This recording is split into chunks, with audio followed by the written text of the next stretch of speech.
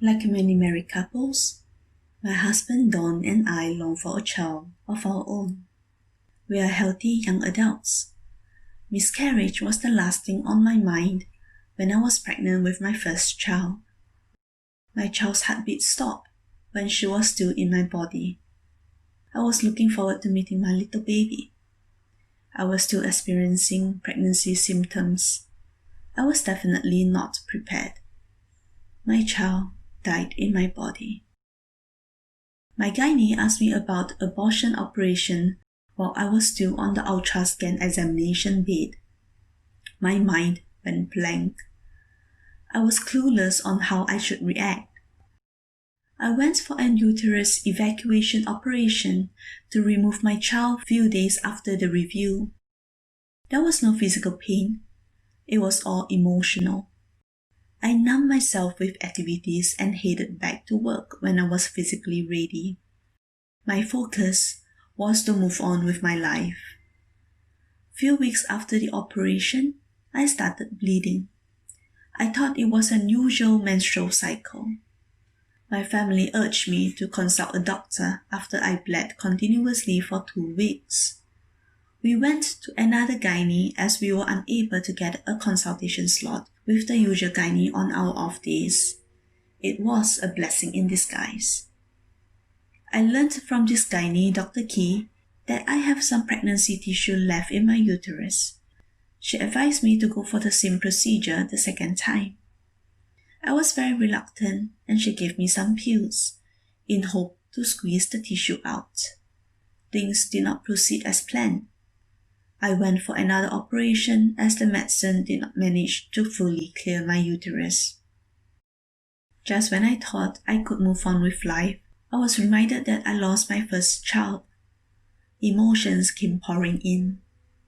I was utterly upset that I had to go through the procedure twice. It was only when I consulted Dr. Key that I learned that the first procedure was not done properly. I was experiencing abnormal bleeding because there was uncleared pregnancy tissue in my womb. Honestly, emotional recovery after the second operation was much tougher than the first. I remember trying to appear like everything was okay. I remember crying alone. I realized there was no point in numbing my pain and escaping from the fact that I lost my first child. I allowed myself to mourn and grieve. I gave myself time. I gave myself love. Goodbye, my child. These are the 7 things that I learned from my miscarriage journey. Do not put your 100% trust in one doctor, especially when in doubt. It is vital that we assess what the doctor says and do research on our own. Seek a second or third opinion when you are doubtful, even if the doctor is popular. Do not ask married couple when they will have kids. I used to think that it is perfectly fine to ask a married couple when they are going to have children. Now, I learned that it is actually a very insensitive question to ask. They may be trying, but to no avail. They may be successful, but had an unfortunate miscarriage. Well, to put it bluntly, it is none of your business. They will announce when they are ready. There are really other things to talk about. Learn to dance in the rain instead of waiting for the storm to pass. Sometimes, things just don't go according to plan. Throughout my life, I have been trying my best to do the right things in life, creating goals for myself and trying to achieve them. However, I learned that things can go out of control. Learn to dance in the rain instead of waiting for the storm to pass. Ignore insensitive remarks from insensitive people. I was advised by my in-law that I should not cry after operation as I would become blind. She told me to be strong, as if I wasn't, and brag about her not crying when she lost her mother. I remained silent when she went on and on with her advice.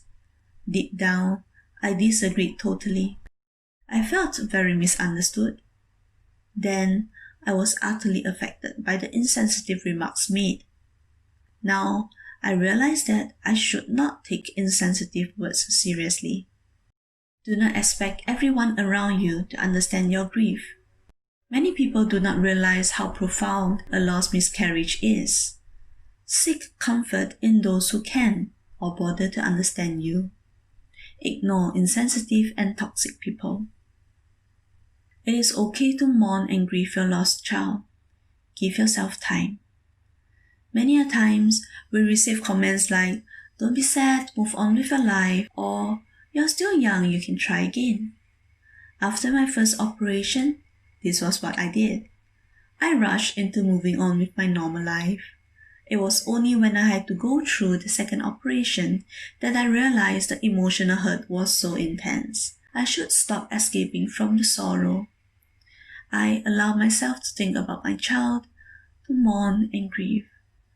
In today's society, many associate crying with weakness. Crying is acceptance of sorrow, an expression of emotions.